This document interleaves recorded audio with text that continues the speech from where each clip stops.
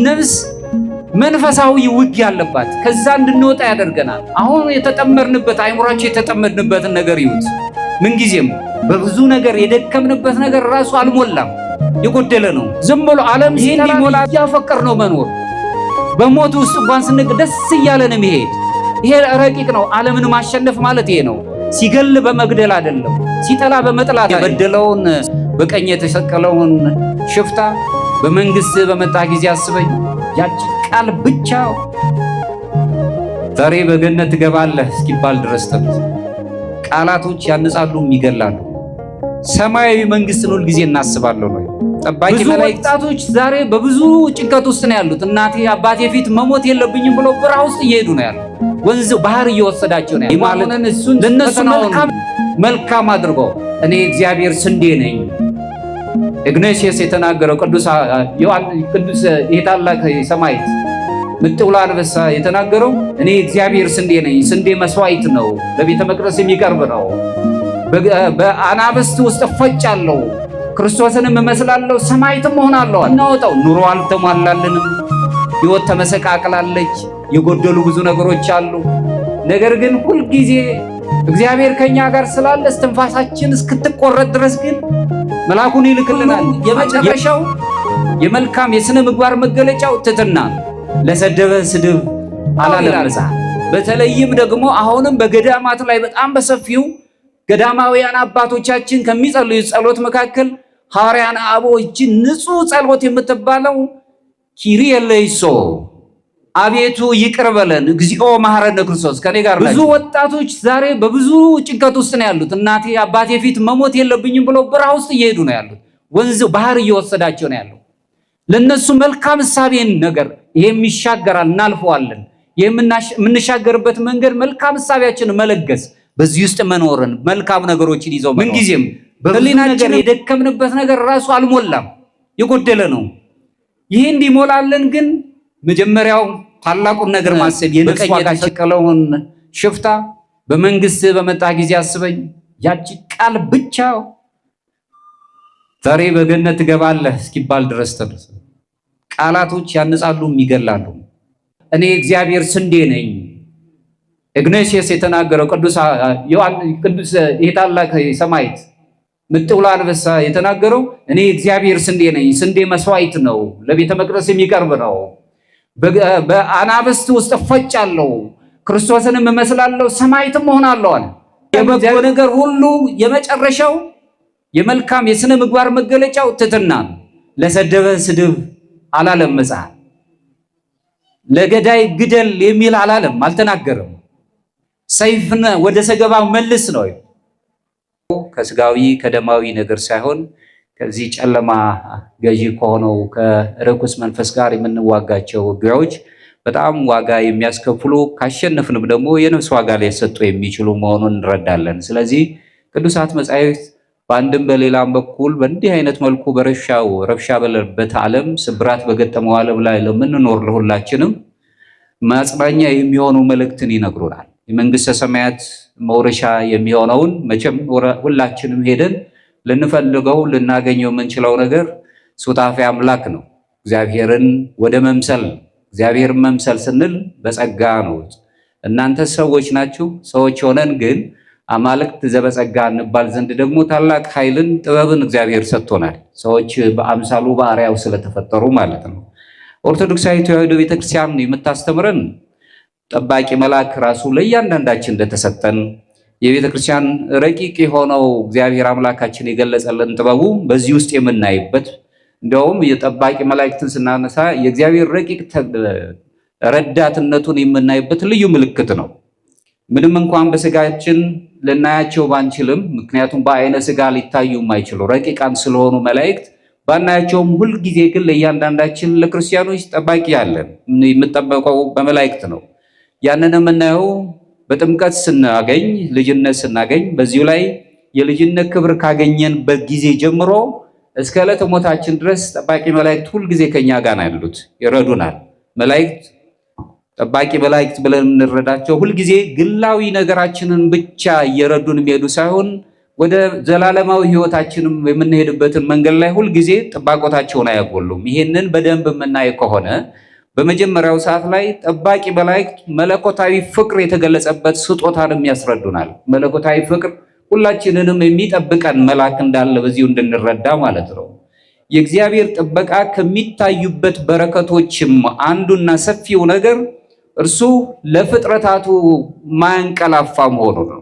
ስለዚህ ሰራዊቱ ቅዱስ ቅዱስ ቅዱስ ብለው የሚያመሰግኑት መላእክት ሁልጊዜ እኛን ሲጠብቁ ይኖራሉ። የእኛንም ልመና ወደ እግዚአብሔር ያቀርቡልናል። ከእግዚአብሔርም ረድኤት በረከት ሁሉ ወደኛ ያመጣሉ።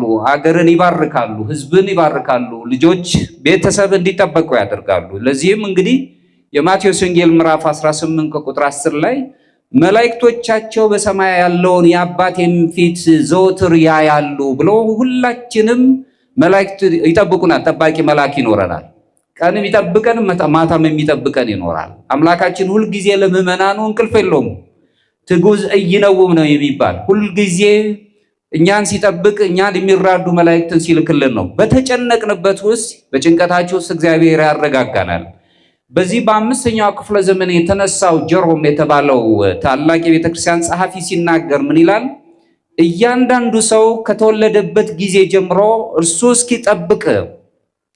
እሱን እስኪጠብቅ የተመደበ መልአክ ስላለው የነፍስ ክብር ምንኛ ታላቅ ናት ብሎ ይናገራል። ነፍሳችን ታላቅ መሆኗን ይነግረናል። ምክንያቱም ሰዎች የስጋ ጥርቅም ብቻ አይደለንም። ነፍስ የሚባል ማንነት አለን። በመንፈስ ደግሞ እግዚአብሔር የምናገኝበት መንፈሳዊ ህይወታችን የሚቃኝበት ደግሞ አለ። ስለዚህ ስጋችንም ነፍሳችን መንፈሳችንንም የሚጠብቅ አለ። ጀሮም ሲያስቀምጥ ምንድነው የሚለው? በእያንዳንዱ ጊዜያት ውስጥ በተነሳንበትም በተኛንበትም ባለንበት ጊዜ ሁልጊዜ ጠባቂ መላእክት ይኖሩናል፣ ይጠብቁናል። ስለዚህ ይሄንን ላደረገ አምላክ ምን ያህል ነፍስን እንዳደነቃት እንረዳለን ነው የሚለን። ምድራዊ ወላጆቻችን እንኳን ለልጆቻቸው ጥባቆት ያደርጋሉ፣ ሁልጊዜ ይሳሳሉ፣ ይራራሉ። እግዚአብሔር ደግሞ ለፍጥረታቱ እጅግ የሆነ ረቂቅ የሆነ ምንኛ ታላቅ የሆነውን ጥበቃ እንደሚያደርግ በዚህ መረዳት እንችላለን። ብቸኝነት፣ ተስፋ መቁረጥ፣ የተረሳን መስለን መኖር በተሰማን ጊዜ እግዚአብሔር ሁልጊዜ መላእክትን ይልክልናል፣ ከብቸኝነት ነፃ ያወጣል። አንዳንድ ጊዜ በጣም ከአይምሯችን በላይ ሆነው የሚያስጨንቁ ነገሮች ኖረውን እንቅልፍ ያጣነባቸውን ነገሮች በሚቀጥለው ቀን ግን በዛኛው ጭንቀት አለ የምንጨነቀው፣ በሌላኛው ጭንቀት ነው የምንጨነቅ። ምክንያቱም ጭንቀቶች እያንዳንዱ እየተደረቡ የሚመጡ ለደቂቃ መኖር የማንችል ነን። ተስፋ ወደ መቁረጥ እንሄዳለን። ካለ ተስፋ ደግሞ መኖር አንችልም። ክርስቲያን በምድራዊ ህይወት ውስጥ ውጊያ አለበት በራሱ መንፈሳዊ ማለት ነው።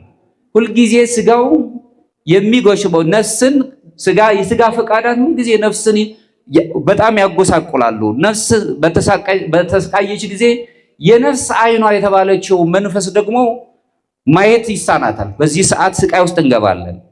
ጠባቂ መላእክት የቅድስና ህሊናችንን እኛ በህሊና የምንኖር ነን። ህሊና የሚባል ዳኝነት አለን። በዚህ ውስጥ እንድንኖር የሚያደርግ መሰረታዊውን እገዛን ይሰጡናል።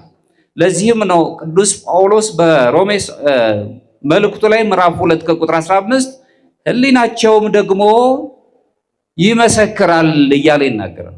ህሊና አለን እኛ በስጋ ጠባይ ብቻ የምንሄድ ሳንሆን የህሊና ዳኝነት አለብን። የማወቅ ነፃነት የሚባለው ማለት በዚህ ውስጥ እንኖራለን።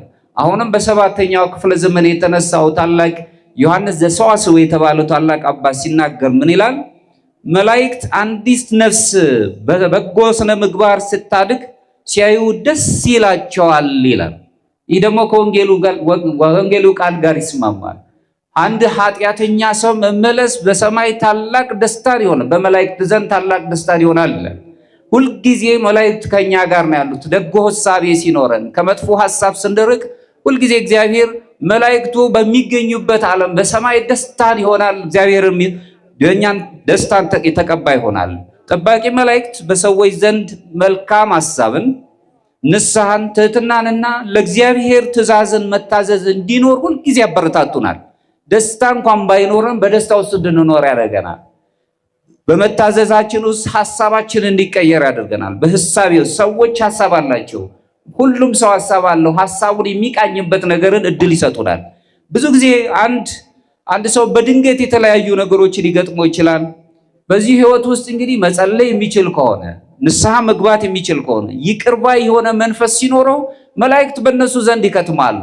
ንስሐ ብለን ስናስቀምጥ ይሄ ቃለ መሐላ የምንፈጽምበት ዳግመኛ ኃጢአት አልገባም ብለን ቃለ መሐላ የምንፈጽምበት ማለት ነው።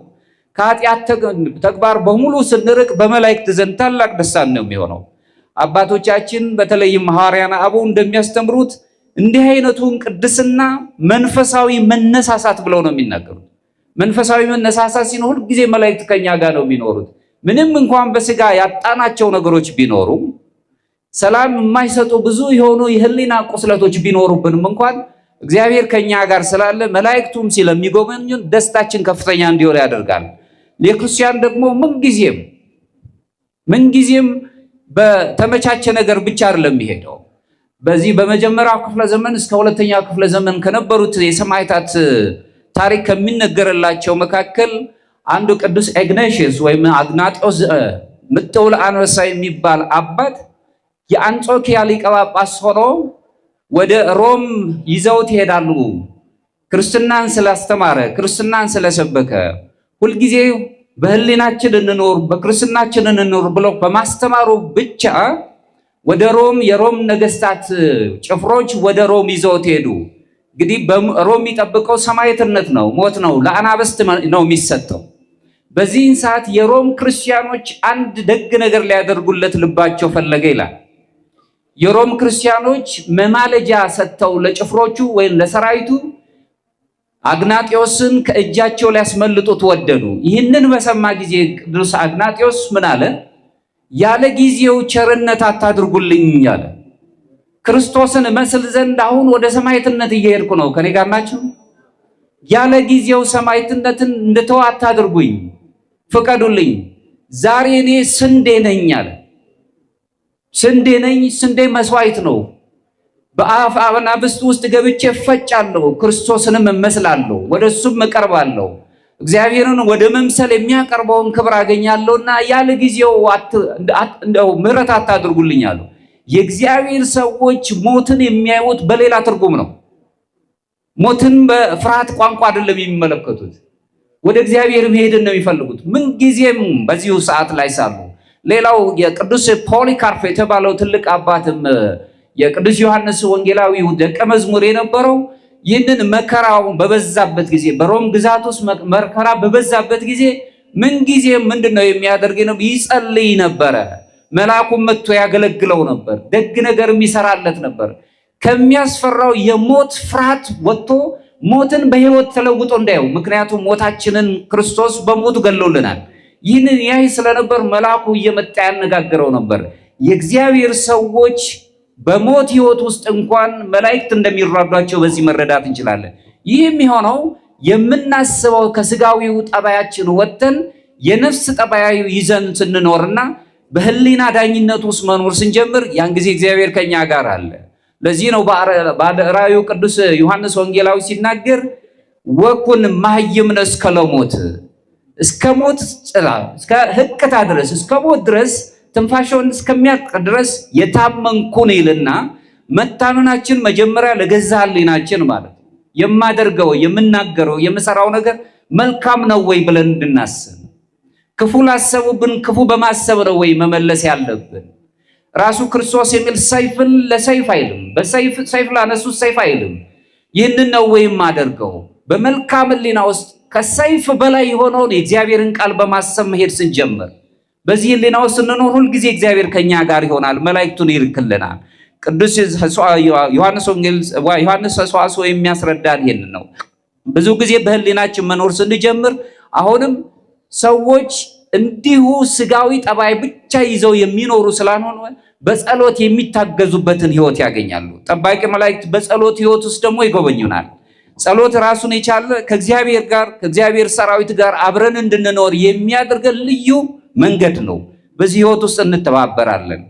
የሐዋርያት ሥራ ምዕራፍ 10 ከቁጥር 3 ላይ እንዲህ ይለናል። ጸሎትህና ምጽዋትህ ይለዋል። የቀርኔሌዎስን የተባለውን ሰው ከአሕዛብነት ወደ ክርስትናው የመጣውን ሰው ሲናገር ጸሎትህና ምጽዋትህ በእግዚአብሔር ፊት ለመታሰቢያ እንዲህ አረገ ይላል።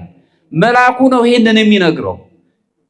ልባችን ንጹህ ሆኖ በምንጸልይበት ጊዜ ከእግዚአብሔር ጋር በምንገናኝበት ጊዜ እንዲህ በተሰበሰብን ሰዓት በስጋ ያጣናቸው ብዙ የሚያስጨንቁን ነገሮች አሉ። ብዙ መከራ ውስጥ ልንኖር እንችላለን። የታመመ አለ፣ በቤት ውስጥ አግኝቶ የነበር ያጣው ብዙ ወገን አለ፣ የተሰቃየው ብዙ ወገን ይኖራል። ይሄ ሁሉ ግን ምድር ላይ ያለ ነው። ሰማያዊውን ነገር እንዳናጣ ነው ክርስቲያኖች የምንናፍቀው። በዛ ሰዓት በምንጸልይበት ጊዜ የቀርኔሌዎስን ጸሎት የተቀበለና ወደ እግዚአብሔር ፊት አረገ ብሎ የተናገረው መልአክ እኛንም የመታደግ ኃይል አለው፣ ጥበብ አለው። በዛ ውስጥ እንኖራለን። ጸሎት ምድርንና ሰማይን ያገናኛል። ልዩ የማገናኘት ኃይል አለው። በምድር ላይ ያለነውን ጠባያችንን ስጋዊ ጠባያችንን አራግፈን ሰማያዊ ጠባይ እንዲሰማን ያደርገናል። በነፍስ ወደ እግዚአብሔር እንድንቀርብ ያደርገናል። ይህንን በደንብ ማሰብ ስንጀምር ቅዱስ ኤፍሬም ሶርያዊው ሲናገር ምን ይላል? ጸሎት ነፍስን የመላእክት ወዳጅ ታደርጋታለች ነው የሚለው።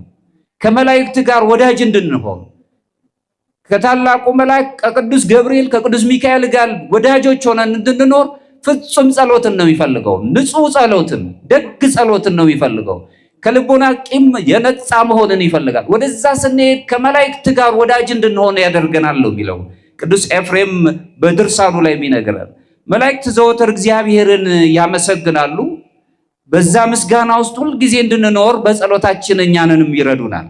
እያንዳንዱ ከልብ የሚጸለይ ጸሎት ልባችንን ሰማያዊ እንጂ ምድራዊ አያደርገውም። የምድር ጣጣዎች ብዙ ናቸው፣ ብዙ ስቃዮች አሉ፣ የምናያቸው ብዙ የሚያስከፉ ናቸው።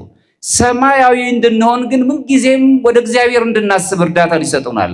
በዚህ በጸሎታችን ላይ በተለይም ስርዓተ ቅዳሴው ላይ በጣም ከምንነሱት ነጥቦች ኪሩቤልን በሚስጥር የምንመስል ነው ቢለው በእግዚአብሔር ፊት ያሉትን ኪሩቤልን እግዚአብሔር በሚስጥር የምንመስል በጸሎት ኪሩቤል የመምሰል ጸጋን ይሰጠናል እግዚአብሔር። እነሱም በሰማይም ቅዱስ ቅዱስ ቅዱስ ብለው እንደሚያመሰግኑት በስርዓተ ቅዳሴ ውስጥ ተሳታፊ ስንሆንና ህሊናችን እዛው ቅዳሴ ውስጥ ሲኖር ምንጊዜም በምድር ያለን መላእክት ሆነን ነው የምንገኝ።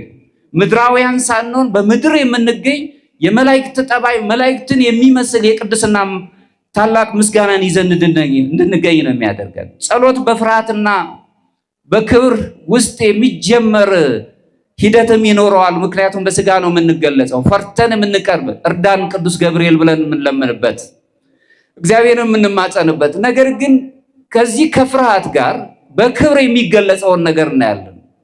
ተቀነዩ ለእግዚአብሔር በፍርሃት ወተሐሰዩ ሎቱ በረአድ ነው የሚለን ቅዱስ ዳዊት ሲዘምር። ለእግዚአብሔር ደስ እያላችሁ በመንቀጥቀጥና በፍርሃት ተገዙ ይለናል። ሁለት የሚጣረሱ ቃላት ያለባቸው ይመስላል። እየፈሩ እየተንቀጠቀጡ እንደገና ደስ እያላቸው። እግዚአብሔርን መፍራት የቅድስና ፍርሃት እንጂ የባርነት ፍርሃት አይደለም። የባርነት ፍርሃት ስጋዊ ወይም የስጋ ፍርሃት አይደለም። ይህንን ሰማይ እንደ ሻፎ ድንጋይ ጥሎ ይገለናል ብለን አይደለም እንፈራው።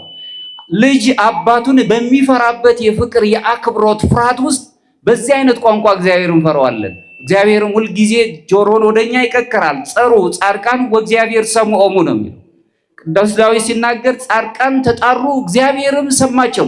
ጻድቃን ዝም ብሎ ነው የሚጣሩት፣ እግዚአብሔርም ይሰማቸዋል። ምክንያቱም የጻድቃን ጸሎት ምንም እንከን የለበትም። ሁልጊዜ ሲጣሩ ጩኸታቸውን ይቀበላቸዋል።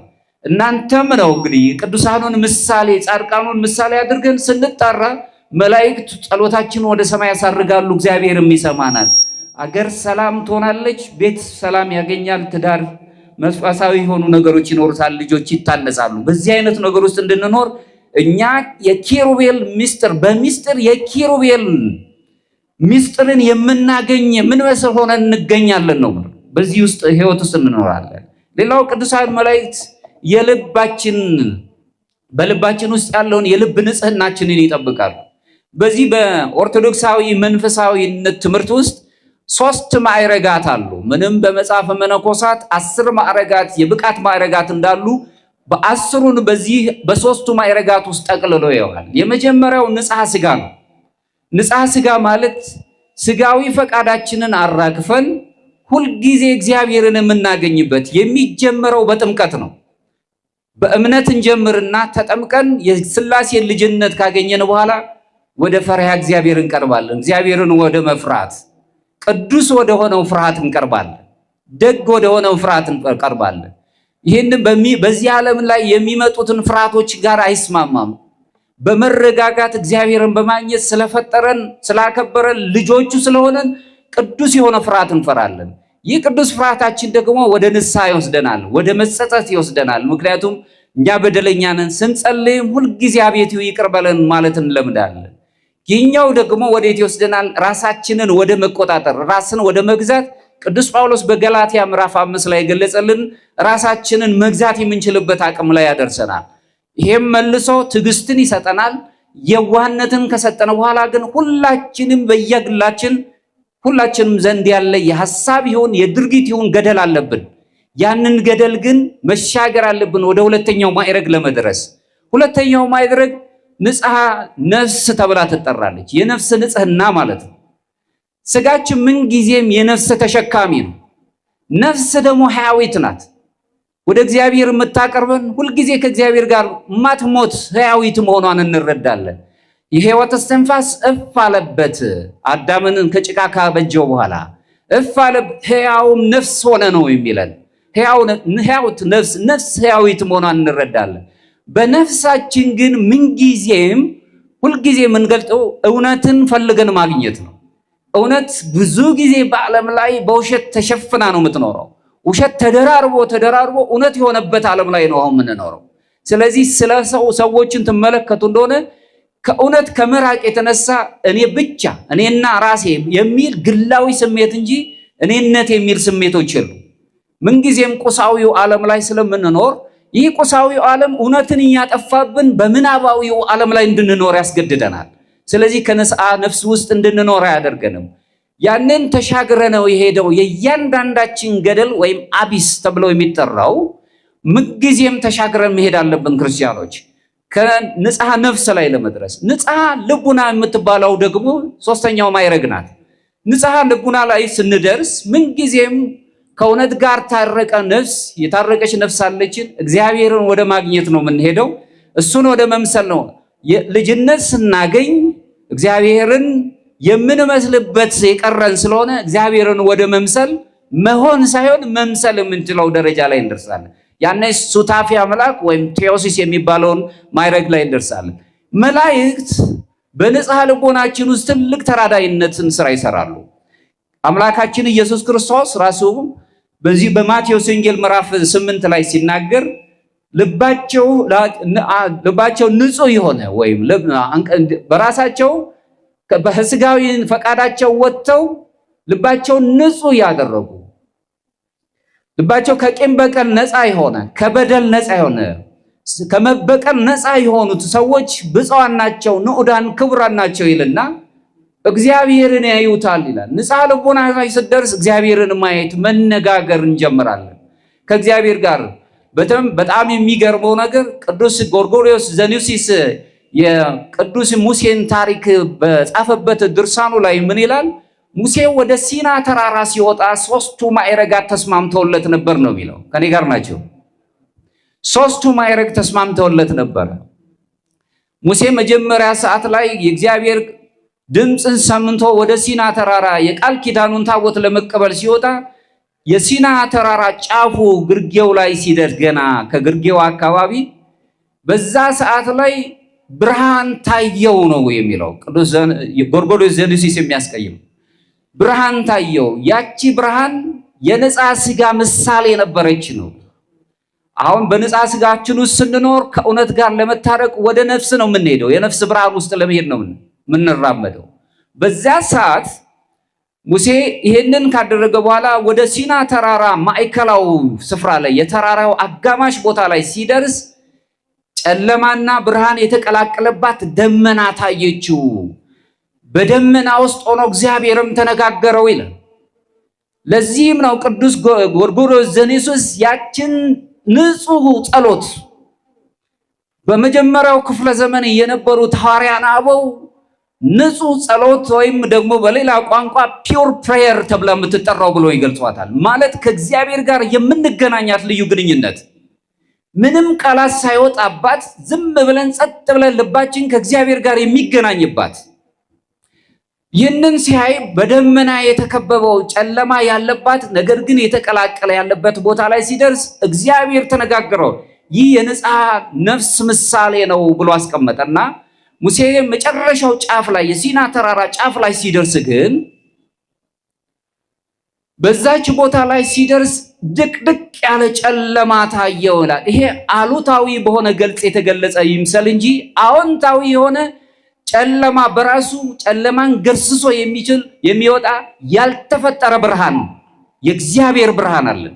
በዚያ ውስጥ ሆኖ ሙሴ እግዚአብሔርን ማግኘት የቃል ኪዳኑን ታቦት ማግኘት ከመላእክት ጋር ምስጋናን ማቅረብን የፈለገበት ቦታ ላይ ሲደርስ ግን ማየት አልቻለም ነው የሚለው። እዚህም በነገረ መለኮት ትምህርት ውስጥ ራሱን የቻለ የሚገለጽበት አገላለጽ አለን። በዚሁ አይነት እኛ ኦርቶዶክሳውያን እግዚአብሔር እንደኛ የምንዳስሰው በእግዚአብሔር ሁላችንም በረከት የምንጎበኝ ብንሆንም እግዚአብሔር አይታይም ስንል የማይታይ አምላክ በሚታይ ነገሩ ይገልጽልናል፣ በልቦናችን ያድራል፣ ሁሉን ነገር ያደርጋል። በዚህ ትምህርት ውስጥ አፖፋቲክ ቴዎሎጂ ተብሎ ይገለጻል። ምናልባት ይህንን መረዳት ከቻለን ንጹሕ የሆነውን ሕሊናችን ወደዚህ በቀረበ ሰዓት ሙሴ ማየት አልቻለም። እንደውም ድቅድቅ ያለ ጨለማ ሆነበት ነው የሚለው።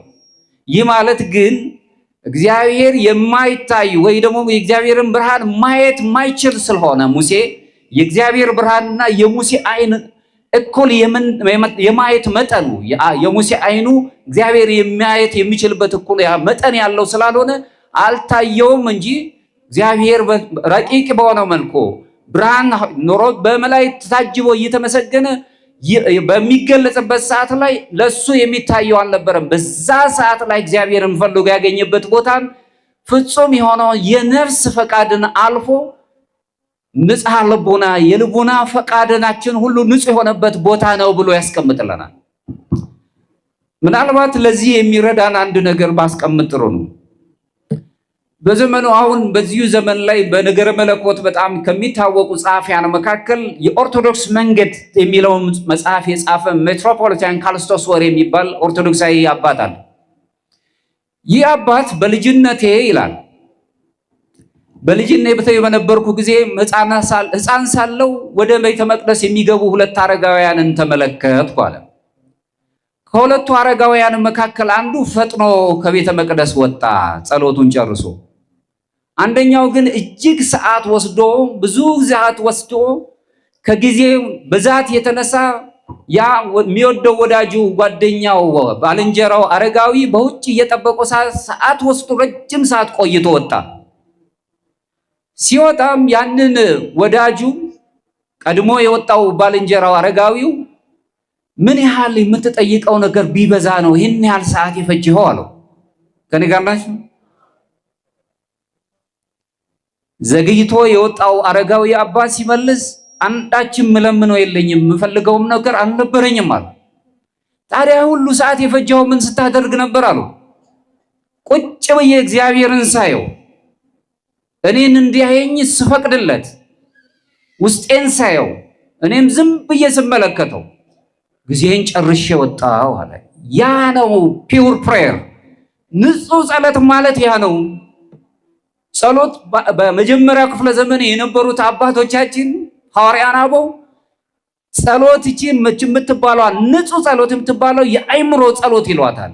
የአይምሮ ጸሎት ማለት ምንም ድጋም ምንም ንባብ ሳይኖር በህሊና ውስጥ ሁል ጊዜ ከእግዚአብሔር ፊት ቆሞ ራስን ለእግዚአብሔር አሳልፎ መስጠት፣ ቆሞ የሚያስጨንቀን ነገር ካለ ዝም ብለን እንዲያዳብጥ ማድረግ እግዚአብሔር ይችላል፣ ሁሉም ማድረግ ይችላል።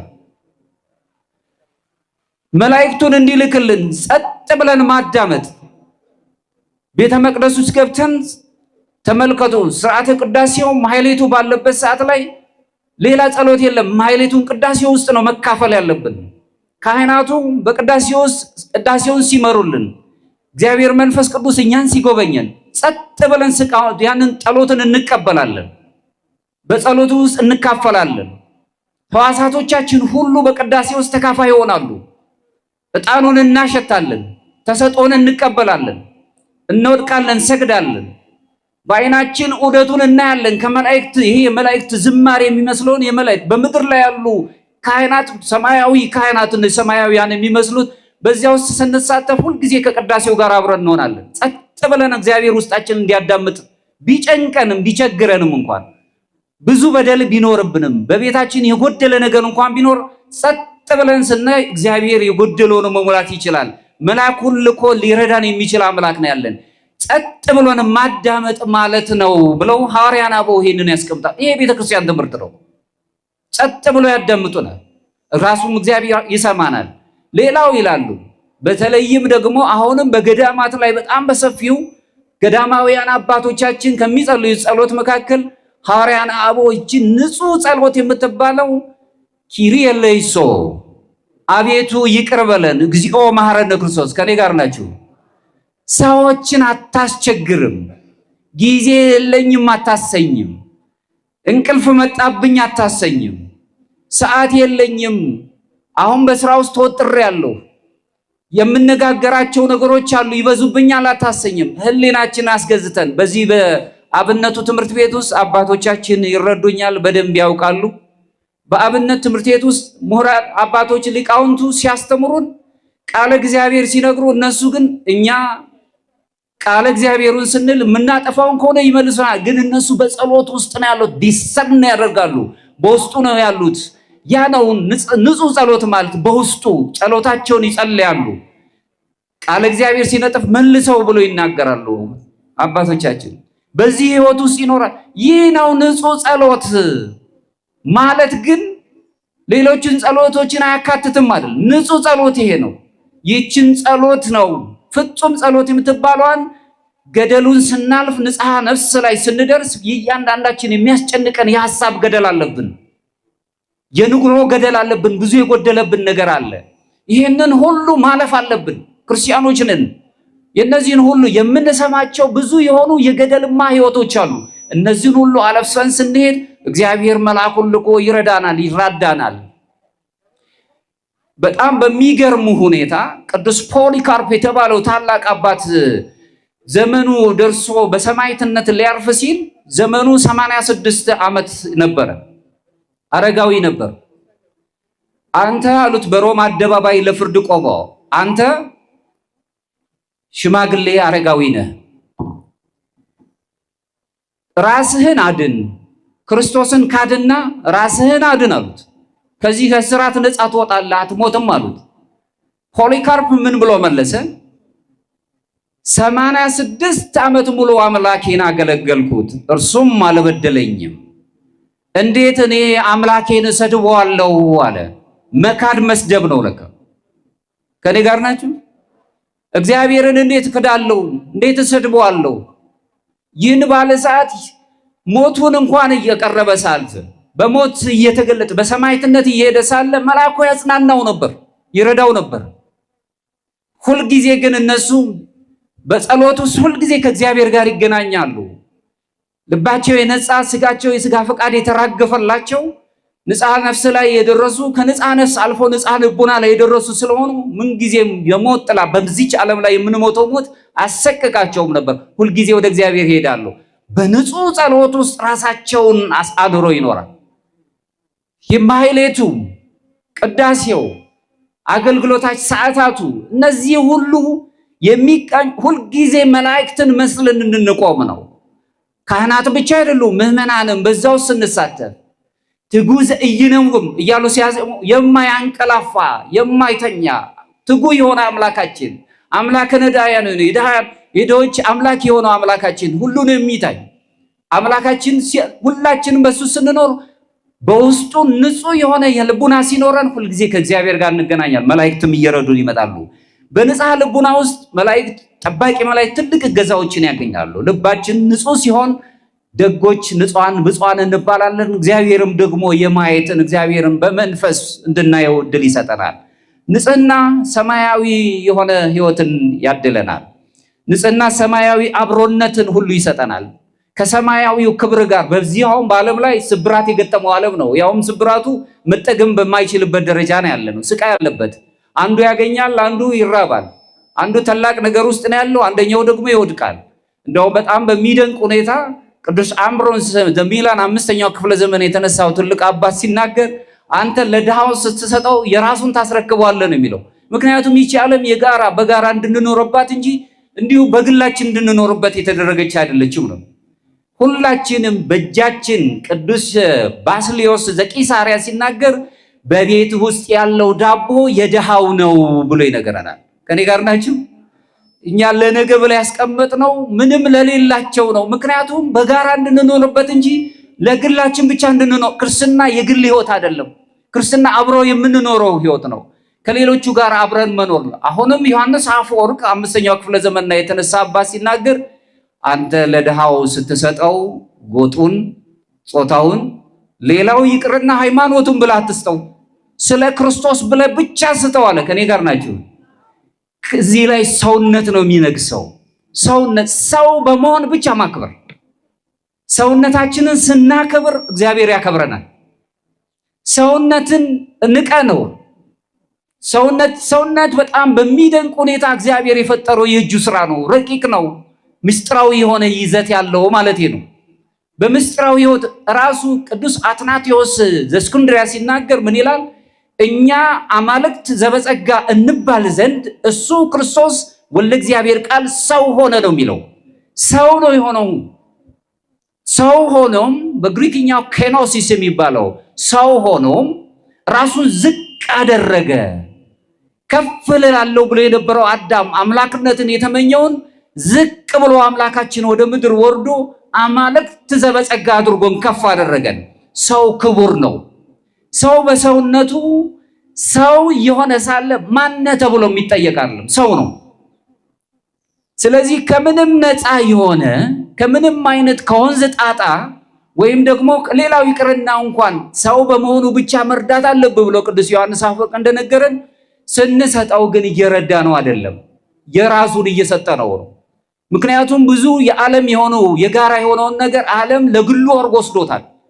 አሁንም ቅዱስ የጠቀስኩት ኦርቶዶክስ መንገድ የተባለው መጽሐፍን የጻፈው ሜትሮፖሊታን ካልሶስ ሲናገር የክርስትና ጉልላት ትልቁ ከፍተኛውን ቦታ ይህ ነው። ይኸውም የጋራ ጥቅም የሆነውን መሻት ይላል።